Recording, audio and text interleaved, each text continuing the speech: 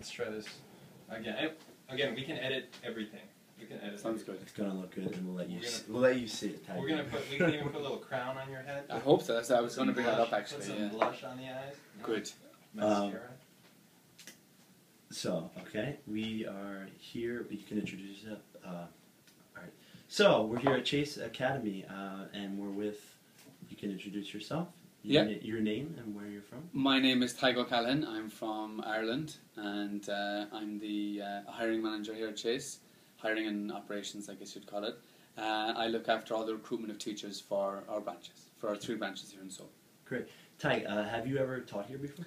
I have. I taught here so I've been at Chase nearly 2 years now, and I taught here for the first year and a half. I taught mostly middle school and high school classes. Great. And before that, I taught another academy for 2 years. Good. Ty, if you could have one superpower, what would it be? If I could have one superpower, now I've thought about this quite a bit. I'm a pretty modest person. I think the ability to speak all languages and all dialects at once. So something like 3,000 or 3,500 in the world. In any Maybe situation. Yeah. Any situation, so you go into Borneo and you can just speak the language immediately. So I don't really need to fly or to see through walls or be invisible. That's fine. That would probably be more impressive. I like that. Yeah, I think so too. It's a good conversation starter. Okay. Ty, describe how a common class here at Chase goes. So there's a general structure for all our regular classes. Regular classes are classes that meet between Monday and Thursday. Our week is Monday through Thursday. Now, if you teach middle school, high school, you might teach on the weekends as well. Generally, it's Monday through Thursday. So our classes run for 2 hours. They run, the elementary classes are 2 to 4, 4 to 6, and then middle school 6 to 8, 8 to 10. You might have elementary classes between 6 and 8 p.m. as well. So the actual class itself, the teachers have a lot of freedom to decide how it goes, how it's run. We have general directions and we have our own priorities. The top priority is discussion. So all of our classes, they read novels. So the discussion part is the key for us, having good chat about the book. And if that runs into an hour and a half, that's fine, so be it. After that, we focus on their writing, and also there's vocabulary as well. Great. So vocab quizzes.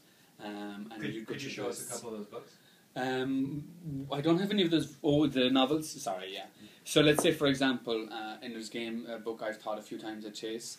The kids get assigned a certain number of pages by the syllabus, by the curriculum. And they'll be away for 5 days, so the class will meet, let's say, Monday, Wednesday, or Tuesday, Thursday. If they're away from Wednesday to Monday, they read a few more pages, right? So let's say if they read 30 or 35 pages. Now, what you want to focus on in the book is up to you. So whatever happened in that few days, or few pages, you can talk about that. You can talk about how it fits into the book as a whole. You can talk about character development, or the themes that are there. Anything you want, really. It's your choice. Now, as long as you don't go completely off script, it's fine. It's up to the kids learning. With the lower levels, it's actually the kids learning how to discuss even. Sure. With the older levels, middle school and high school, it's what they talk about, get to challenge things and think for themselves and see things that aren't immediately apparent. Younger kids, you actually have to teach them how to discuss. So this is based on Western philosophy. It is basically, yeah, how to challenge things, not to take everything for granted, Right. Which sounds quite familiar to us, the West, I guess, but it's not that widespread here. Ty, can you describe, I guess, briefly a daily schedule of most teachers? Yeah, so usually a teacher would come in about 2 hours before class. This time they used to prep, so to finish their reading, or to correct essays, or go over their lesson plan. They can print things as well, talk to the Korean staff if there's some issues that they need to talk about, talk to other teachers. Particularly in the beginning as a new teacher, you need that time to talk to your mentor or your head teacher, or to other teachers about how your classes are going, or what works and what doesn't work. So the 2 hours before class, then you'll teach for 4 hours, maybe 6 hours, maybe 2 hours, and that's it. So after the classes are over, you'll put in the grades, and that's it. So average day would be about 7 or 8 hours. Probably 8 hours if you include in the reading time and stuff like that. Do you work weekends? If you teach high school, you almost certainly will. But we don't recruit a huge amount for high school anymore. It's mostly for the younger levels, for elementary. So if you teach elementary, It's very, very unlikely that you'll teach on the weekends. We don't have any weekend elementary classes at the moment, but it is possible. Generally, our classes are Monday to Thursday, and then Friday would be kind of administrative work or making curriculum or things like that. Great. Yeah. It seems quite flexible here, but what subjects would specifically would they teach? I know you mentioned reading, writing. It's all literature.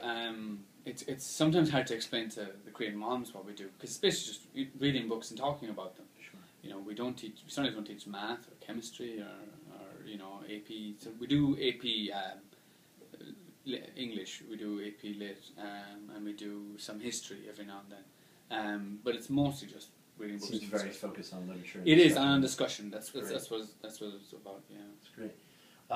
Ty, so if you're a new teacher here, well, what would attract you most to the school? The first thing, as someone who's been here a while, is the people. We're very picky about who we decide to work with, and I think people stay here and come here because of the people. It's very supportive. Everybody gets on well and kind of has the same ideas about education, and I think as well it's a place where, because it's small and growing, you can have a big impact on the way things are done. It's still very open. We're not perfect, and there are things that need to be improved. But if you bring something up, you'll know that there's at least a healthy chance it'll be changed. Are people listening? It's open. There's an open atmosphere here. It's not rigid. We're open to change all the time because we are still young and we're still growing. And all the people that work here, the managers, we're all in our late 20s, early 30s, and we're from the West. So, you know, everyone's kind of the same mentality, I guess. That's yeah. great. Now, the counterpoint to that, Ty, if you were a new teacher, what might be difficult here? One thing that's definitely difficult, I think, in the classroom is the amount of freedom that teachers are allowed, particularly the new teachers. Because at the beginning when you start any job, you just want to know what you have to do. Tell me what I have to do and I'll do it and everything will be fine. Whereas with us at the beginning, you have to figure out what works for you. You have to figure out how you run your class. You have to figure out what works with the kids and what level the kids are, what kind of teacher you are. That's difficult, and it's a steep learning curve. And all new teachers should ask a lot of questions. But when I started teaching, I was terrible, but it just takes time. You just have to get into it, and you have to be aware that it's going to be difficult, and you look for help and ask questions. Some people take to it immediately. Some people are just born for it, but for me in particular, it was tough. It was tough. Okay. Ty, this is the last question, perhaps the most important. Right. Maybe it'd be better off if I was a woman. If I was coming over to your house tonight for dinner, Right. what would you cook me to impress me? Well, I'd try if I could to order something and pretend that I made it, but failing that, it would probably be like spaghetti bolognese. I think. Nice. Okay. You know, I'm pretty plain, but a classic too. You know, For that's sure. what I'd go for. Yeah. Perfect answer. Great, great. That was Ty, our head hiring manager here at Chase Academy. Cheers.